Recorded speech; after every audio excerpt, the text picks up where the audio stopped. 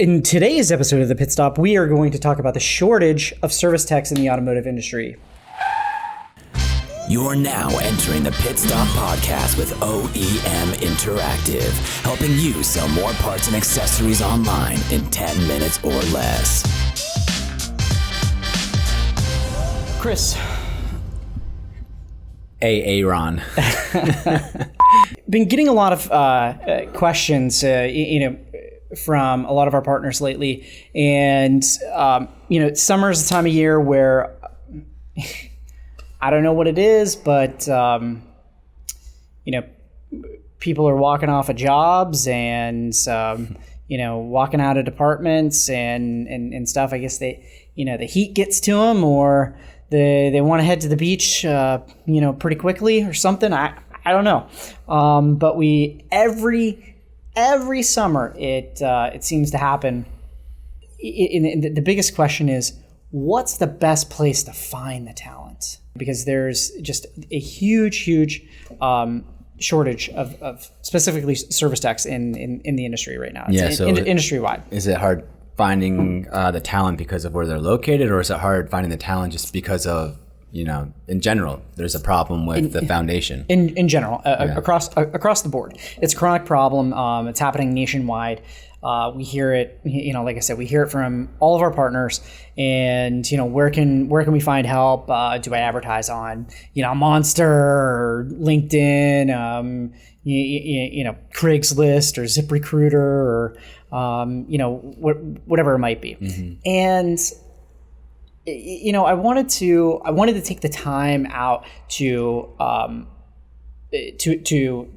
address this and to kind of give our 2 cents on it. And I think as an industry, as a whole, we need to talk about it. We need to bring it to a head, and what can we do to change it? And because this part of the industry and the service world just hasn't changed over time. The way that the hiring hasn't changed, the training hasn't changed, the culture hasn't changed, the career path, showing employees the career path, where they're going to be 6 months from now, how do they get to the next step a year from now, 2 years from now, 3 years from now. How can they go from walking in the door day one to managing the dealership 10 years from now, if that's their goal, right? And service managers, fixed ops managers, you guys, need to make this a huge focus. And I know some of you are probably watching this and going and saying, hey, F you, I do make this a focus. And maybe some of you're not, but what I'm saying is I just want everybody to, I want to get your attention to say, hey, you need to build a career path for every individual employee.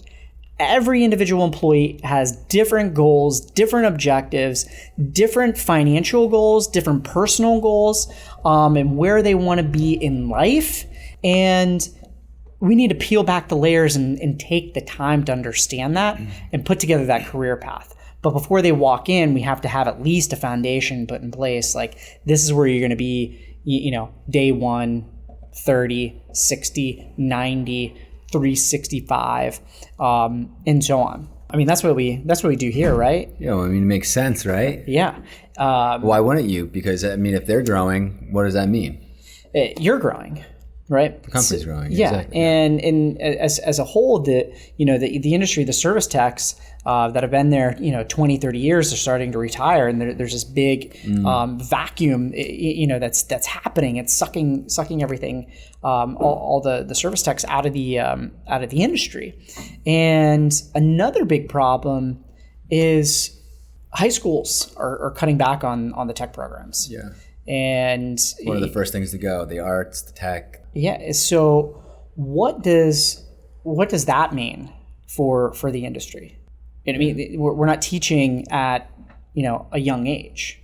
you said with the arts, right? Like, you know, the arts and tech, those programs go, we're not kind of enhancing that behavior, those interests. Right. You know, we're cutting those programs, and there's a lot of kids that are interested in those programs. You know, here's a thought.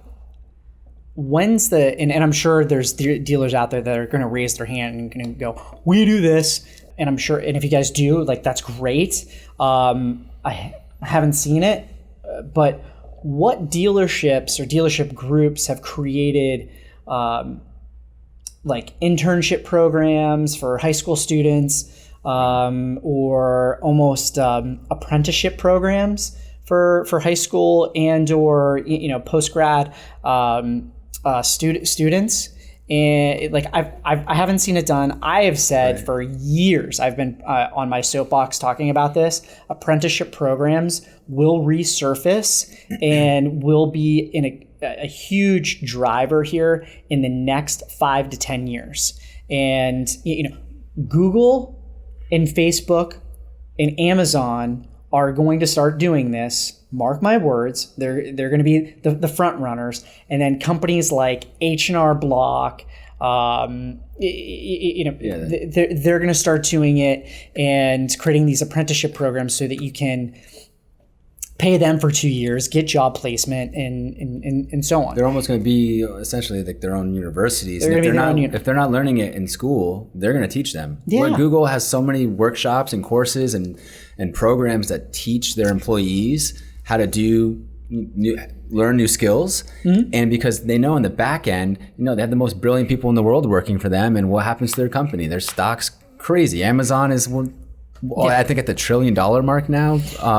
For valuation, and it's because they have, you know, a ton of bright people working for them, and not all the time are they learning it in school. They're nurturing these people themselves within their organization. So how can you do that from, you know, a service perspective? Yeah, starting at a young age, finding those handful of students.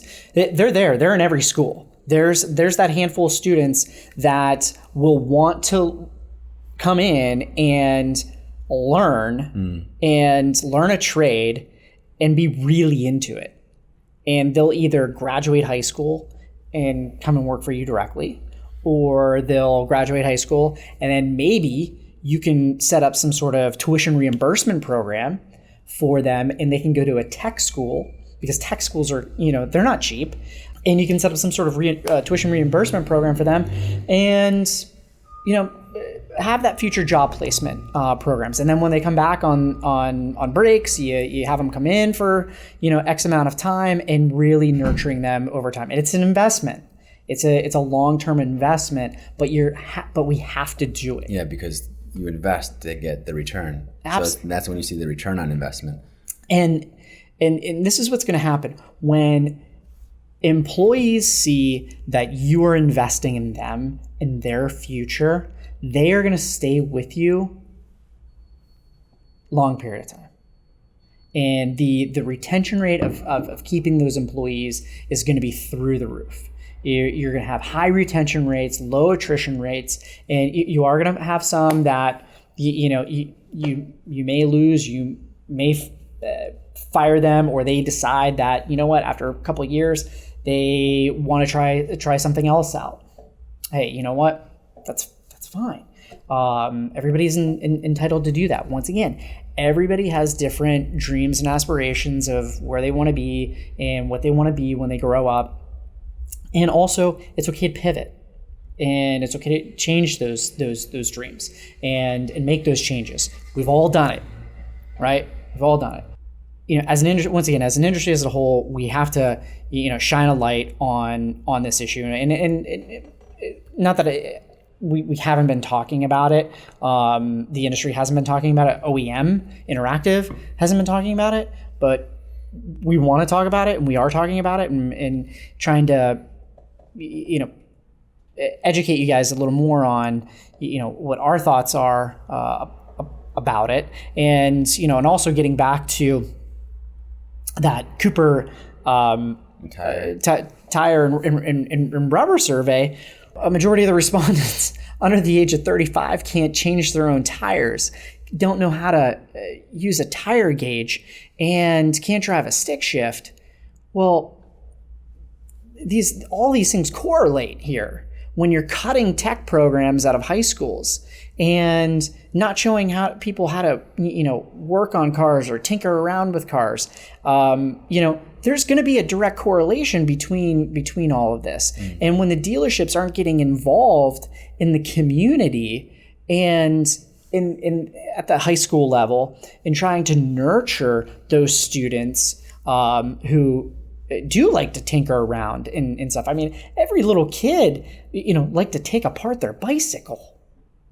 It starts with, and taking apart one of these things. And playing with cars and building model cars. I mean, that's a really good point. Like, we have these, sweet, Mustangs and IROC Z28s over here, like, for decor. But Chris, like, great freaking point, right? Chris plays around with them all day. All the time. And he sits in here. I come in the office. I'm not playing with cars. I'm playing with cars. He's coming in the office and he's like sitting on the floor. Zoom, zoom, That's zoom, me. zoom. With those noises too. Exactly. But no, seriously, like at a young age, especially, as a boy, as a man, you started by tinkering around with that stuff.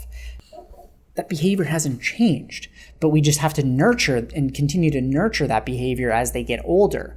And, dealerships, hey, look, like, I urge you, get out there, nurture, engage, try to create some sort of co-op program at the local, high school level or the local colleges, or partner with the local tech schools.